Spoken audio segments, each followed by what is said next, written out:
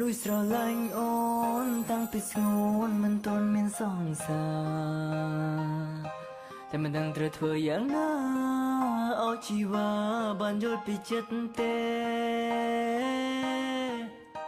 លួចកាត់ពីអនុថ្ងៃចង់សារពីប្រាប់ស្រណោយតែមិនហ៊ានទេព្រោះមានមេនឹងបងទើបស្គាល់គ្នាតែយូរទៅអារម្មណ៍នេះក៏ស្រលាញ់អូនខ្លាំងយូរក៏បងដឹងថាមានស្មួនមានសង្សាររួចហើយតែធ្វើខ្លួនដូចជាគ្មានបញ្ហាមិនខ្វល់ថាអូនមានសង្សារត្រឹមឲ្យយើងបានជួបគ្នាមិនដឹងពេលនេះយើងក្នុងឋានៈអ្វីតែត្រឹមពេលនេះបងគិតដល់ស្រីនឹកដល់អូនពិតបារម្ភស្មួនស្រមោលស្រមៃនឹកដល់អូនគ្រប់ពេលនឹងច្បាស់ពេលនេះអូនក៏មិនសង្សារតែបងបានហាមចិត្តខ្លួនឯងមិនបានទេ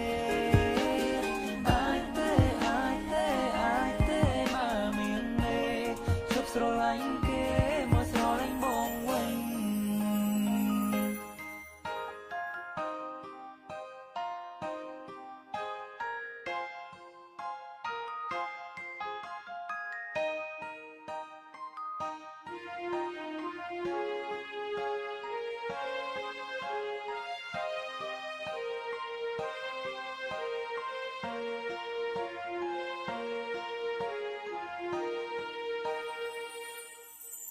លួចស្រឡាញ់អូ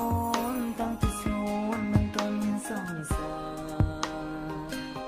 តែមិនដឹងត្រូវធ្វើយ៉ាងណាឲ្យជីវ៉ាបានយល់ពីចិត្តទេលួចកាត់ពីអនុថ្ងៃចង់សារពីប្រាប់ស្រណោយតែមិនហ៊ានទេព្រោះមានមេ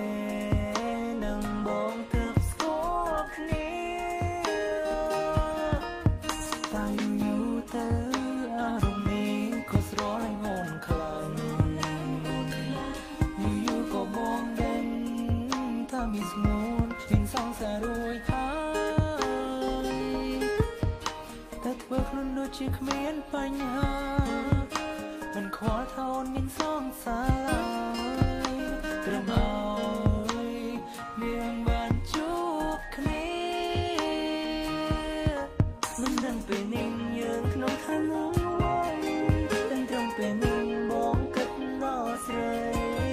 នឹកដល់អូនពិតបារម្ភស្មួនស្រមោលស្រមៃនឹកដល់អូនគ្រប់ពេលនឹងច្បាស់ពេលនេះអូនក៏មិនសង្សារតែបងបានហាមចិត្តខ្លួនឯងមិនបានទេបើមានមេជប់ស្រឡាញ់គេមកស្រឡាញ់បងវិញយើងក្នុងឋានៈដឹងត្រឹមពេលនេះបងគិតដល់ស្រីនឹកដល់អូនពិតបារម្ភស្ងួនស្រមោលស្រមៃនឹកដល់អូនគ្រប់ពេលនឹងច្បាស់ពេលនេះ